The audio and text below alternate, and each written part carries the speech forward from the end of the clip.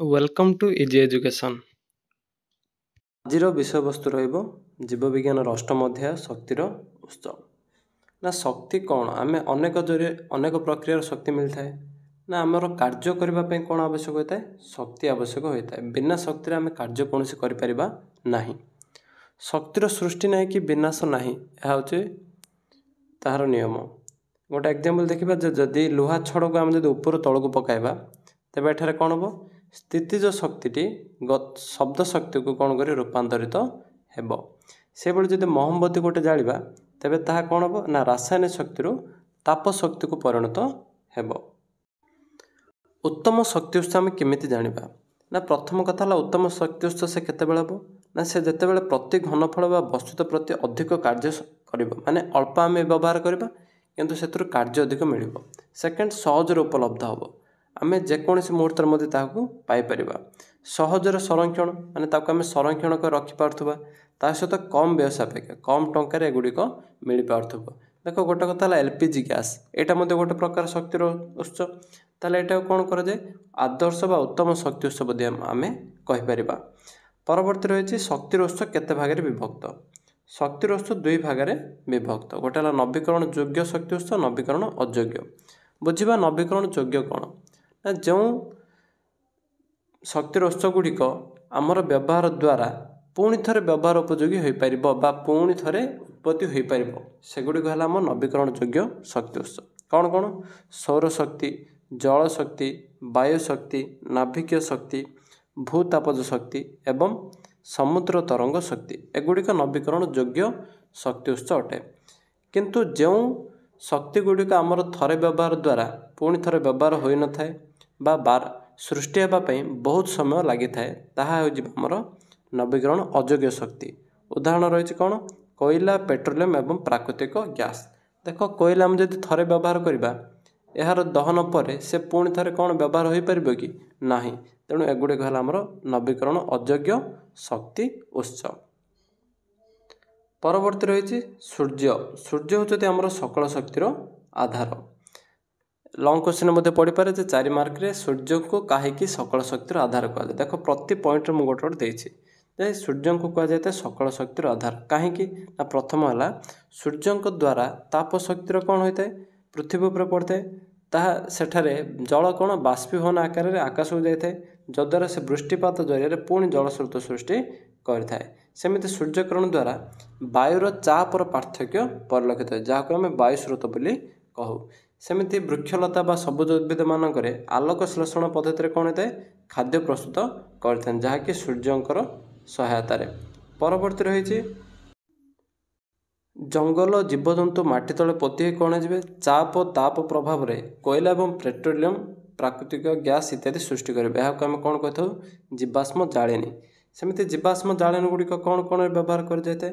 ତାପ ଶକ୍ତି, ବିଦ୍ୟୁତ୍ ଶକ୍ତି ଏବଂ ଯାନ୍ତ୍ରିକ ଶକ୍ତିରେ ବ୍ୟବହାର କରାଯାଇଥାଏ। କୋଇଲା ଜାଳିବା ଦ୍ୱାରା ଆମେ କ'ଣ ପାଇଥାଉ? ବିଦ୍ୟୁତ୍ ଶକ୍ତି ପାଇଥାଉ। ସେମିତି ପେଟ୍ରୋଲିୟମ୍ ଇତ୍ୟାଦି ଦ୍ୱାରା ଯାନ୍ତ୍ରିକ ଶକ୍ତିର ବ୍ୟବହାର ହୋଇଥାଏ। ତେଣୁ ଏଇଟା ଗୋଟେ ଲଙ୍ଗ କ୍ୱେଶ୍ଚିନ୍ ପଳେଇଲା 4 ମାର୍କ। ସୂର୍ଯ୍ୟଙ୍କୁ କାହିଁକି ସକଳ ଶକ୍ତିର ଆଧାର କୁହାଯାଏ। ପରେ ଆସିଲା ଆମର ସୌରଶକ୍ତି। ସୌରଶକ୍ତି କ'ଣ? ନା ଏହା ଏକ ନିର୍ଦ୍ଦିଷ୍ଟ ପରିମାଣରେ ସୌରଶକ୍ତି ଯଦି ପୃଥିବୀକୁ ମିଳେ ତାହା ଦ୍ୱାରା କ'ଣ ହୋଇଥାଏ? ନା ସୌର ପ୍ରବାହ କୁହାଯାଏ। କ୍ୱେଶ୍ଚିନ୍ ହେବ ଯେ ଏକ ନିର୍ଦ୍ଦିଷ୍ଟ ପରିମାଣରେ ସୌରଶକ୍ତି ପୃଥିବୀକୁ ମିଳେ, ତାହା କ'ଣ କୁହାଯାଏ? ସୌର ପ୍ରବାହ କୁହାଯାଏ। ସୌର ପ୍ରବାହ 1 ମିନିଟରେ ପ୍ରତି ବର୍ଗ ସେମିରେ କେତେ କ୍ୟାଲୋରି ଦେଇଥାଏ? 2 କ୍ୟାଲୋରି। ପରବର୍ତ୍ତୀ ସୌରତାପ ଦ୍ୱାରା ଅଧା ପ୍ରତିଫଳିତ ବା ବିକିରିତ ହୋଇ ସେ କ'ଣ ହୋଇଥାଏ? ମହାକାଶ ଚାଲିଯାଏ। ଏହାକୁ କ'ଣ କୁହାଯାଏ? ଆଲବେଡୋ। କାହିଁକିନା ସମସ୍ତ ସୂର୍ଯ୍ୟକିରଣ ପୃଥିବୀରେ ପଡ଼ିନଥାଏ, ସେ ବିକିରିତ ହୋଇ ମହାକାଶକୁ ଚାଲିଯାଏ। ଏହାକୁ କୁହାଯାଇଥାଏ ଆଲବେଡୋ। 1 ବର୍ଗମିଟର ଅଞ୍ଚଳରେ 1.2 କିଲୋୱାଟ ସୌରଶକ୍ତି ପଡ଼େ। ଇମ୍ପୋର୍ଟାଣ୍ଟ କ୍ୱେଶ୍ଚିନ୍ ଯେ 1 ବର୍ଗମି ଅଞ୍ଚଳରେ କେତେ ପରିମାଣ ସୌରଶକ୍ତି ମିଳିଥାଏ? ଉତ୍ତର ହୋଇଯିବ 1.2 କିଲୋୱାଟ। ପ୍ରତିବର୍ଷ ଆମର କେତେ କିଲୋୱାଟ ପାୱାର ସଂରକ୍ଷଣ କରାଯାଇଥାଏ? ନା 5000 ନିୟୁତ କିଲୋୱାଟ ପାୱାର ମିଳିଥାଏ। ସେମିତି ନିର୍ମଳ ଆକାଶରେ 4ରୁ 7 କିଲୋୱାଟ ପର ଆୱାର ପର ମିଟର ସ୍କୋୟାର କ'ଣ ଶକ୍ତି ଆମକୁ ମିଳିଥାଏ। ପରବର୍ତ୍ତୀ ଆସିଲା ଆମର ସୌରଚୁଲା। ସୌରଚୁଲା କ'ଣ? ଯେଉଁ ଚୁଲାକୁ ଆମେ କ'ଣ କରିଥାଉ ବା ଯେଉଁ ଉପକରଣ ସାହାଯ୍ୟରେ ସୌରତାପକୁ ବ୍ୟବହାର କରି ରୋଷେଇ କାର୍ଯ୍ୟ କରାଯାଏ, ତାହାକୁ ଆମେ କହୁଛୁ ସୌରଚୁଲା। ସୌରଚୁଲାରେ 3ଟି ଜିନିଷ ରହିଥାଏ। ଗୋଟେ ହେଲା ଆଧାର ପାତ୍ର, ତାପ ଶୋଷୀ ଆଚ୍ଛାଦନ, ପ୍ରତିଫଳନ ବା ପ୍ରତିଫଳକ। प्रथम देखा आधार पात्र कौन। आधार पात्र ना यार बाहर पाखक कला रंग दि जाए कहीं ताप से अवशोषण कर बोली। तुम देखि खरादिन आम जदि धला पोशाक और कला पोशाक दुईट जाक व्यवहार करवा तेज कला पोशाक पिंधे आमको विरक्तिकर लगे कहीं से अधिक ताप अवशोषण करदे था। परवर्ती रहा तापशोषी आच्छादन। तापशोषी आच्छादन कौन ना घोड़ाइवाई जोटा कि भितर पार्श्व कला रंग कराए उपरी भागटी तार काच द्वारा आवृत रही है कहीं सूर्य किरण जो बड़का सौर रश्मि बाहर को जमी चली न जाए। परवर्ती भाग रही प्रतिफलक। प्रतिफलक कौन यह अवतल किंबा सीधा प्रतिफलक द्वारा आधार पात्र केन्द्रीभूत करता जद्वारा सौरताप द्वारा सौर चूला रही है। नेक्स्ट एगुड़िक कौन ना आलुमिनियम किंबा काचरे तैयारी कर जाए। परवर्ती कथा अधिक प्रतिफलन करने यार भितर पृष्ठ को मसृण माने पूरापूरी चिकण कर दिया जाए जेहेतु अधिक सूर्यग्रहण प्रतिफलित हेब। परवर्ती आसला मोर सौर सेल। सौर सेल कौन ना सौर शक्ति को व्यवहार करी आम विद्युत शक्ति रूपांतरण करने प्रक्रिया को सौर सेल कहुए। प्रथम 1954 मसीह युक्तराष्ट्र अमेरिकार व्यवहार कर ना सौर सेल को सौर सेल रे विद्युत विभवांतर क्यों प्रक्रिया ना आलोक वोल्टेज प्रभाव इंपोर्टेंट एक मार्क क्यों प्रभाव द्वारा सौर शक्ति साहाय्य सौर सेल व्यवहार कर जाए ना आलोक वोल्टेज प्रभाव। परवर्ती आसी देख एटा सौर सेल पूरापूरी रहा। सौर पी प्रकार सिलिकन उपर एठारे कौन कर जाए एन प्रकार सिलिकन चपाई रखा जाए। देखिए ये रहा आमर तार चित्रटी देख ये ऊपर कौन रही एन प्रकार सिलिकन तले रही पी प्रकार सिलिकन ते एमती सेटा रखा जाए थाए। जदि सिलिकन रे आर्सेनिक मिसा जाए तेबे सेटा हला पी प्रकार सिलिकन सेमिति एन प्रकार सिलिकन सेमिति पी प्रकार सिलिकन पाई कौन रही है सिलिकन सह बोरन धातु को मिश्रण मिसा जाए। सौर सेल गुड़िक कौन 0.5 वोल्ट रु 1.0 वोल्ट पर्यंत शक्ति सृष्टि करथांती। आ सौर सेल को पंक्ति व स्तंभ सजाइबा को कौन कहुए सोलार सेल पैनल बोली कह जाए। आ पैनल गुड़िक सेल को सेल जोड़िबा पाई सिल्भर धातुर साहाय्य नि जाए। तेणु एगुड़िक कौन व्यय सापेक्ष सोलार सेल आम लगाइबा बहुत अधिक टंका खर्च होता है कहीं एठार जॉइंट बा जोड़ापी कौन व्यवहार कर अधिक सिल्भर व्यवहार कर जाए। पर रही पवन शक्ति। पवन शक्ति द्वारा कौन होता है ना प्रथम पवन शक्ति आमर पूर्व अतीत काल में व्यवहार कर 5000 वर्ष पूर्वे पवन शक्ति द्वारा मिस्र देश में कौन ना पालटना डंगा चला जाउथला। सेमिति पवन कल द्वारा वायुर गतिज शक्ति आम कौन जेनेरेटर द्वारा घुराई विद्युत शक्ति उत्पादन कर वर्तमान मध्य एठारे पवन कल प्रपेलर संजोग कर जाए कौन रही प्रपेलर यार व्यास केते ना 6 मीटर। क्वेश्चन है पवन कल लगी प्रपेलर व्यास केते 6 मीटर। आम ओडिशा रे पुरी ठारे डेनमार्क सरकार को सहायता एक पवन कल स्थापन कर जहाँ 5.5 मेगावाट शक्ति संग्रहण करता है। पवन देश क्या कहुए ना डेनमार्क। मन रखिथे ये बेट क्वेश्चन पवन देश किए डेनमार्क। 1966 मसीह आम देशर प्रथम बेंगालुरु ठारे जातीय एरोनॉटिकल लैबोरेटरी पानी उठाइबा पवन शक्तिर व्यवहार कर जाइथिला। एवं गोटे स्थान जदि अनेक पवन कल रहे तेबे ताहाको कौन कह पवन शक्ति केन्द्र माने विंड फार्म ताको आमे कहबा। पर आसी जुआर शक्ति। जुआर शक्ति किभली बाहर समुद्र उत्पन्न हो समुद्र आकर्षण माध्याकर्षण बल जो समुद्र जल कौन होता है उत्थान पतन होता है जहाद्वारा जुआर सृष्टि होता है। 1961 मसीह फरासी वैज्ञानिक मैंने जुआर शक्तिर प्रथम व्यवहार करने प्रेरणा देते। रांच नदी मुहाण में जुआर भट्टा मध्य जलर उच्चता केते रही है 14 मीटर। इंपोर्टेंट रही रांच नदी मुहाण जलर जुआर भट्टार उच्चता केते रही है 14 मीटर। दिन में कौन 2 थर जुआर भट्टा होता है सेमती नदी मुहाण में 20 किलोमीटर लंबर जलाशय तैयारी करी स्लुइस गेट लगे जाए जहाद्वारा जुआर समय सेठारे पानी रही परवर्ती अवस्था से पानी को खलास करी टर्बाइन घुरा जाए विद्युत शक्ति उत्पादन कर जाए। आम देशर बम्बे उपसागर कच्छ उपसागर पश्चिम बंगर हुगुली नदी कूल जुआर शक्ति केन्द्र मान रही अछि। पर रही आमर सामुद्रिक तापज शक्ति। सामुद्रिक तापज शक्ति कौन ना देखिब समुद्र रे ऊपर भागर जल एवं गभीर जल मध्य तापमात्रा पार्थक्य बहुत थाए। ଉପରେ କ'ଣ ସୂର୍ଯ୍ୟଙ୍କ ପ୍ରଭାବରେ ଜଳ ଗରମ ଥିବ କିନ୍ତୁ ଗଭୀରରେ ଅତି ଥଣ୍ଡା ରହିଥିବ। ତେଣୁ ସମୁଦ୍ର ପୃଷ୍ଠଭାଗ ଓ ଆଭ୍ୟନ୍ତରୀଣ ଜଳ ମଧ୍ୟରେ ତାପମାତ୍ରା ପାର୍ଥକ୍ୟ ଥାଏ। ସାମୁଦ୍ରିକ ତାପଜ ଶକ୍ତି ରୂପାନ୍ତରଣ କେନ୍ଦ୍ରମାନଙ୍କ ସାହାଯ୍ୟରେ ଏହି ତାପଜ ଶକ୍ତି ଉତ୍ପନ୍ନ କରାଯାଇଥାଏ। ସମୁଦ୍ରର ପୃଷ୍ଠ ଜଳ ଏବଂ 2 କିଲୋମିଟର ଜଳ ମଧ୍ୟରେ ତାପମାତ୍ରା ପାର୍ଥକ୍ୟ କେତେ ରହିବ? 20 ଡିଗ୍ରୀ ସେଲସିୟସ୍ ବା 293 ଡିଗ୍ରୀ କେଲଭିନ୍ ପାର୍ଥକ୍ୟ ରହିବ, ମନେ ରଖିଥିବ। ଆଉ ସମୁଦ୍ର ପୃଷ୍ଠର ଯେଉଁ ତାପ ଆମକୁ ମିଳେ ସେଠାରେ କ'ଣ ହୋଇଥାଏ? ଏମୋନିଆ ଏବଂ CFC କ୍ଲୋରୋଫ୍ଲୋରୋ କାର୍ବନକୁ ତରଳାଇବାରେ ବ୍ୟବହାର କରାଯାଏ। ଏଇଟା ସମୁଦ୍ର ପୃଷ୍ଠର ଉପର ଜଳର ତାପ।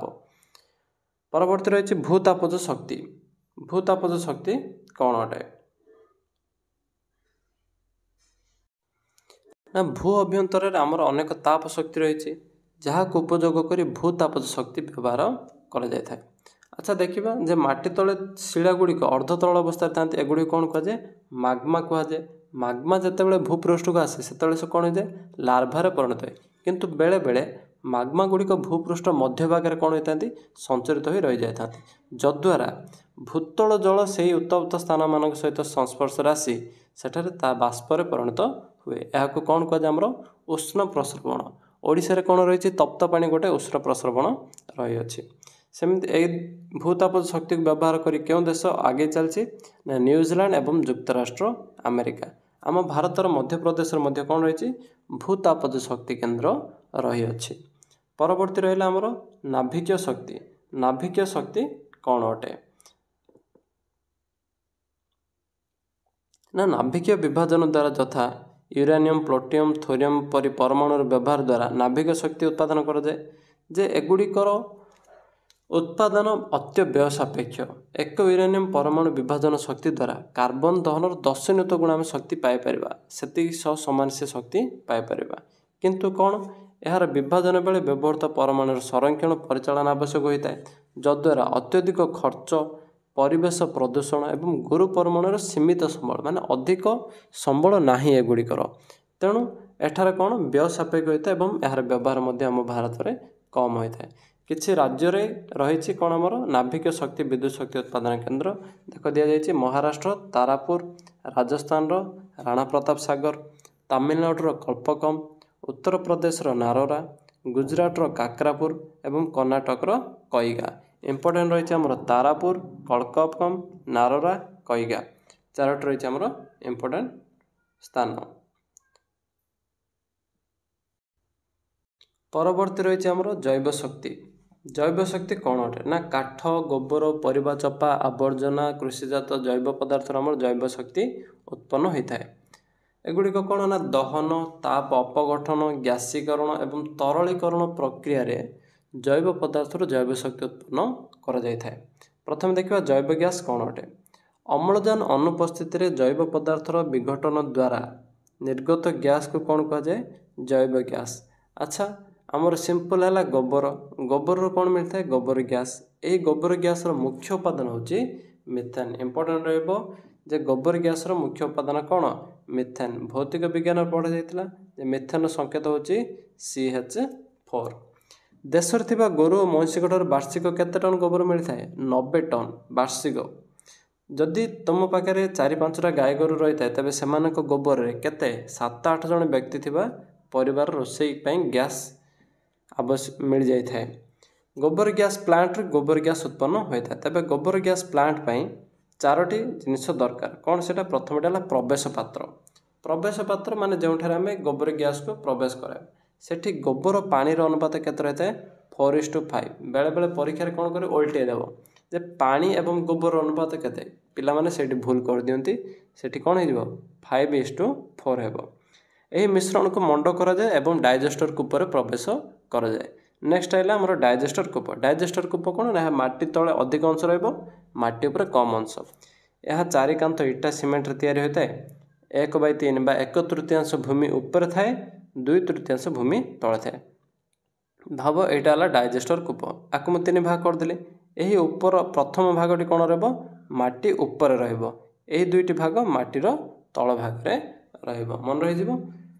ଲଙ୍ଗ କ୍ୱେଶ୍ଚିନ୍ ମଧ୍ୟ ଆସିପାରେ ଗୋବର ଗ୍ୟାସ୍ ପ୍ଲାଣ୍ଟ ଚିତ୍ର ସହ ବର୍ଣ୍ଣନା କର। ତେଣୁ ଏତିକି ଯଦି ସହଜରେ ମନେ ରଖିଦେବା ପରୀକ୍ଷା ଠିକ୍ସେ ଲେଖିପାରିବା। ପରବର୍ତ୍ତୀ ଆସିছে ଧାତୁ ନିର୍ମିତ ଡୋମ୍। এই ଡୋମ୍ଟି କ'ଣ? ना ऊपर भाग घोड़ाइबा पाई।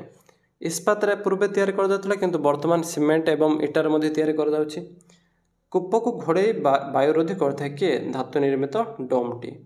यह द्वारा अम्लजान अनुपस्थित मिथानोजेन परी बैक्टेरिया मानक द्वारा से कौन होता है मिथेन कार्बन डाइऑक्साइड और हाइड्रोजेन इत्यादि परिणत हुए जद्वारा मिथेन सृष्टि होता है। आठार मिथेन परिमाण केते 65 ରୁ 75% मिथेन सृष्टि होता है।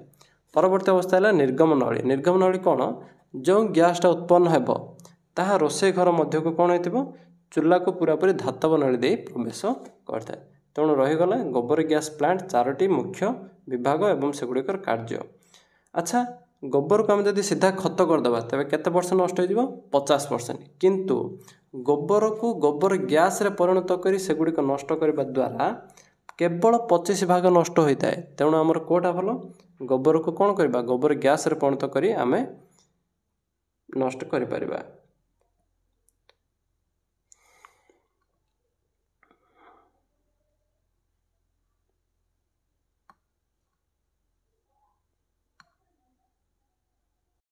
वर्तमान आसला नवीकरण अयोग्य शक्ति उत्स कौन कौन कहुला। नवीकरण अयोग्य कौन कौन जीव कोयला पेट्रोलियम प्राकृतिक गैस। प्रथम देखा कोयला अष्टम श्रेणी मध्य पढ़ा जे प्राकृतिक उद्भिद जंगल इत्यादि माटी तले पोती हुई अत्यधिक चाप और ताप मध्य कौन होता है कोयलार उत्पत्ति होता है। यार मुख्य उपादान कौन ना कार्बन। कार्बन परिमाण हिसाब से कोयला को 4 भाग में विभक्त कर आंथ्राक्साइड बिटुमिनस लिग्नाइट एवं पीट। सबुठ उत्कृष्ट माने 1 नंबर कोयला होची आंथ्राक्साइड एवं सबुठ निकृष्ट कोयला होची पीट। देखो आंथ्राक्साइड केते परसेंट कार्बन रही 94% ରୁ 98% एवं बिटुमिनस रे 79% ରୁ 93%, लिग्नाइट रे 72 ରୁ 78% एवं पीट रे अति सामान्य 44% ରୁ 71। देखो ये 71 पर 72 तापर ये कौन 78 थिला 79 79 थिला ये कौन है 93 थिला 94 माने परवर्ती ये मुखस्त करदेव आंथ्राक्साइड एवं बिटुमिनस ए दुटा मन रखी देथिबा। अच्छा कोयलार दहन क्यों गैस उत्पन्न होता है कार्बन डाइऑक्साइड कहीं C+O2 गिव्स रे कौन आसो CO2 भौतिक विज्ञान मध्य रही। कोयला को कौन कर विद्युत शक्ति उत्पादन में व्यवहार कर जहाँ आम कहूँ तापज विद्युत शक्ति केन्द्र ओडिशार केउठार अच्छी एटा तालचेर रे रही। कोयलार अंतर्धूम पातन कौन कौन मिलता है कोल गैस आलाक्तारा एमोनिया गैस इत्यादि मिलता है। वर्तमान आम जाने कोक्र कार्य कौन ना स्टील तैयारी विजारक भाव कोक को व्यवहार कर जाए। परवर्ती आसला आमर पेट्रोलियम। पेट्रोलियम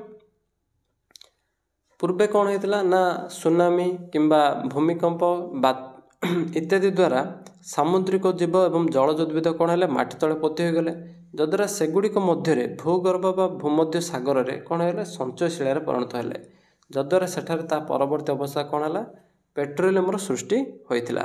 एगुड़िक हाइड्रोकार्बन यौगिक द्वारा सृष्टि होता एमानकर आंशिक पातन द्वारा विशोधन कर अनेक जिनिस व्यवहार कर पेट्रोलियम मिलता है। पेट्रोलियम आंशिक पातन कौन कौन मिले पेट्रोल डीजेल किरोसिन महम ग्लिसरीन इत्यादि पदार्थ मिलता है। परवर्ती आसला प्राकृतिक गैस ना कौन प्राकृतिक गैस भू अभ्यंतर पेट्रोलियम सह थाए। प्रथम प्राकृतिक गैस मिल जदि भाव एठारे भू अभ्यंतर तले रही पेट्रोल ये जो जस्ट मैंने जितेबाला आम निर्गम नली द्वारा खोली था प्रथम कौन बाहर यह अंचल रही गैस गुड़िक बाहर एगुड़िक हूँ प्राकृतिक गैस। यह कौन ना जालिनी एवं कलकारखाना व्यवहार कर गुजरातर बरोदार प्रत्येक घर को कौन रही प्राकृतिक गैस संजोग कर कौन राजस्थान मुंबई उपकूल कृष्णा गोदावरी त्रिकोणभूमि अंचल प्राकृतिक गैस खनिर सन्धान मिली। कोयला पेट्रोलियम दहन विषाक्त गैस सृष्टि जहाँ अम्ल वृष्टिर मुख्य कारण से भली जीवाश्म इंधन दहन द्वारा सबुज कोठर प्रभाव पड़ता है। वर्तमान देखा विगत वर्ष मानक क्यों क्यों क्वेश्चन सब आसाला। प्रथम क्वेश्चन कोयलार थिबा कार्बन परिमाण अनुଯାयी डैश सबुठार उत्कृष्ट धरण कोयला। प्रथम कहला सबुठ भल कोयला हूँ कौन आमर आंथ्राक्साइड। डैश एक नवीकरण अयोग्य शक्ति उत्स मान जोगुड़िक व्यवहार द्वारा पुणी थे व्यवहार हो पार ना। देख पेट्रोलियम जलशक्ति ढेउ शक्ति सौरशक्ति जेहेतु पेट्रोल को आम थे व्यवहार कले ताहा पुनर्बार व्यवहार करें ना। परवर्ती क्वेश्चन प्रचुर शक्ति उत्पादन पाई यह यथेष्ट व्यय सापेक्ष हेले मध्य एहार सठिक परिचालन न हेले परिवेश प्रदूषण यथेष्ट संभावना रही है। पूर्वर मध्य पढ़ाई जाता जे नाभिकीय शक्ति रे यथेष्ट शक्ति मिले किंतु यार परिचालन जदि ठीक न होते परिवेश प्रदूषण होता तेणु आंसर हो नाभिकीय शक्ति। पवन शक्ति को व्यवहार कर विद्युत उत्पादन करिबारे केउं देश विश्व प्रथम स्थान जेहेतु पवनर देश डायरेक्ट पड़ेगा कौटी डेनमार्क। सोलार चूलार प्रतिफलक केउं धातु निर्मित सोलार चूलार प्रतिफलकटी केउंटी ना एल्युमिनियम धातु निर्मित हो पार। परवर्ती क्वेश्चन रही केउंटी गुरु परमाणु नुह केउंटी गुरु परमाणु नुह देख यूरेनियम उजान thorium plutonium uranium thorium plutonium सब यम उच्चारण तेणु गोटे सहज मन रखिपारे तेणु उजान होमर उत्तर। गोबर गैस मुख्य उपादान कौन सिंपल क्वेश्चन गोबर गैस होची कौन उत्तर मिथेन। परवर्ती क्वेश्चन जीवा 8 नंबर जैव गैस रे क्यों गैस अधिक परिमाण थाए सेम क्वेश्चन जेठी कौन हो मिथेन। क्यों कोयला रे कार्बन परिमाण सबुठारु कम चारोटी कोयला जेहेतु रही आंथ्राक्साइड बिटुमिनस लिग्नाइट पीट सबुठु कम रही क्योंठारे पीट रे। नेक्स्ट रही पृथ्वी पृष्ठर सौरशक्ति प्रतिफलित और विकिरित होई महाकाश को फेरीज कौन कहुला सबू सौरशक्ति आम पृथ्वी में ग्रहण करना किसी कौन करता है महाकाश को छाड़ दिए यह कह आल्बेडो उत्तर होमर आल्बेडो। क्यों शक्ति परिवर्तित हो जीव जगत को जैव रासायनिक शक्ति जोगाए जैव रासायनिक शक्ति कौन हो विद्युत शक्ति ताप रासायनिक शक्ति आलोक आलोक शक्ति द्वारा होता है सूर्यंकर। जीवाश्म शक्तिर एक उपकारिता अच्छा देखाई सहजरे उपलब्ध कम व्यय सापेक्ष वायु प्रदूषण शीघ्र जलिबा जेहेतु अपकारिता पचार तेणु यहाँ कौन हो वायु प्रदूषण बाकी तो उपकारितार जाऊँगी। क्यों गैसटी ओजन क्षय शक्ति उत्स ओजन क्षय कर क्यों गैस मुख्य उत्पादन ओजन क्षय ओजन लेयर को आमर कौन CFC माने क्लोरोफ्लोरो कार्बन।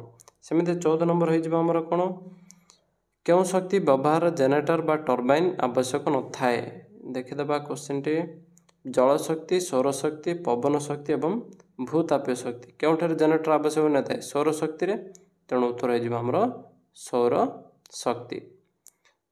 परवर्ती रही इंपोर्टेंट क्वेश्चन गुड़िक कौन कौन रक्तिर उत्स पाठ सकल शक्तिर आधार किए कौन रही उत्तर सूर्य।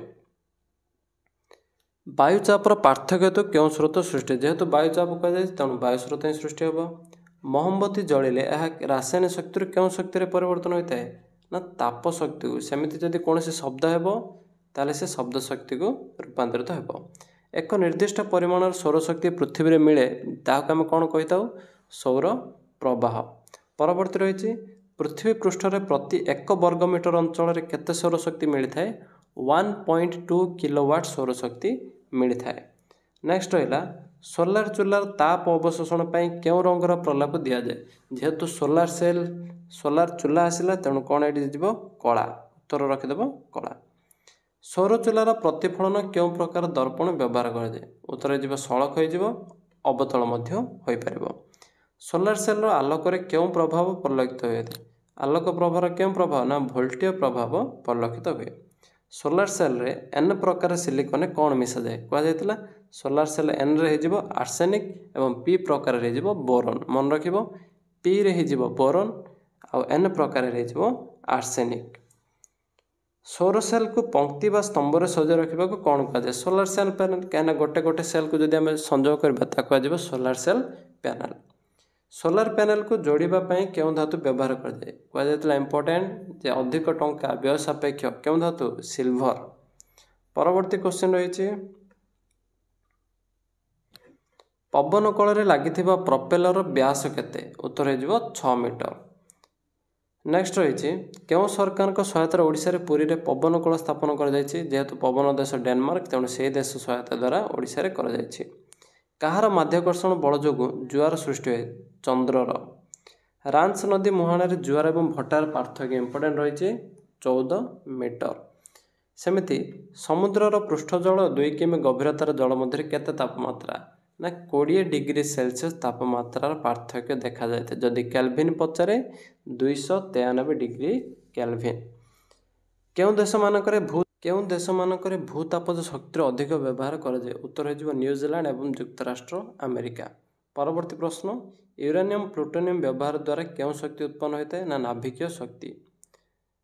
ଉତ୍ତରପ୍ରଦେଶର କେଉଁ ସ୍ଥାନରେ ନାଭିକୀୟ ଶକ୍ତି କେନ୍ଦ୍ର ରହିଛି? ନାରରା ଏବଂ ତାରାପୁର ରହିଯିବ ମହାରାଷ୍ଟ୍ର। ଯେଉଁ ଟେବୁଲ କୁହାଯାଇଥିଲା ସେଇଟା ମଧ୍ୟ ଏଠି ଦିଆଯାଇଛି। ପରବର୍ତ୍ତୀ ରହିଛି ଜୈବ ଗ୍ୟାସର ମୁଖ୍ୟ ଉପାଦାନ ନାମ କ'ଣ? ନା କ'ଣ ହେଇଯିବ? ମିଥେନ୍, ସଂକେତ CH4। ଗୋବର ଗ୍ୟାସ୍ ପ୍ଲାଣ୍ଟରେ ପାଣି ଓ ଗୋବର ଅନୁପାତ କେତେ?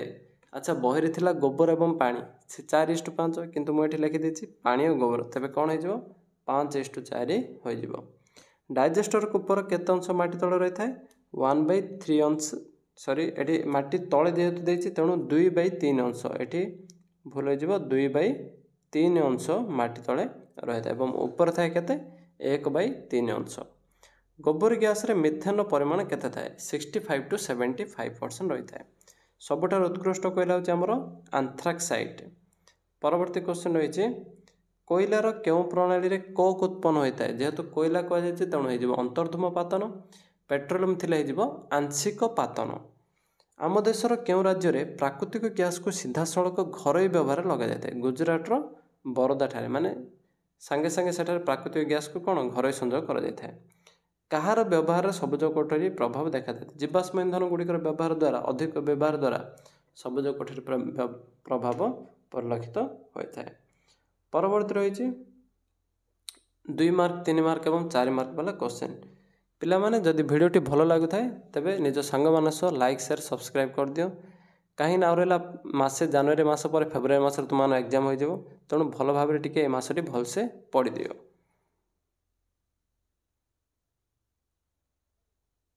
2 ମାର୍କ ପାଇଁ କ୍ୱେଶ୍ଚନ୍ କ'ଣ ରହିବ? ଏଠା ମୁଁ ପରୀକ୍ଷା ପ୍ରଦୀପରୁ ଦେଇଛି ଯେ ଏଠାରେ ଦେଖ ଉତ୍ତମ ଶକ୍ତି ଉତ୍ସର ଲକ୍ଷଣ ଗୁଡ଼ିକ କ'ଣ? ଏଟା ମଧ୍ୟ ରହିବ 2 ମାର୍କ ପାଇଁ ତୁମମାନଙ୍କର ମୁଖ୍ୟ କ୍ୱେଶ୍ଚନ୍। ପରବର୍ତ୍ତୀ ଅଛି ସୌର ପ୍ରବାହ କହିଲେ କ'ଣ ବୁଝ? ଏ ଦୁଇଟି କ୍ୱେଶ୍ଚନ୍ ରହିଲା। ନେକ୍ସଟ ରହିଛି ଆମର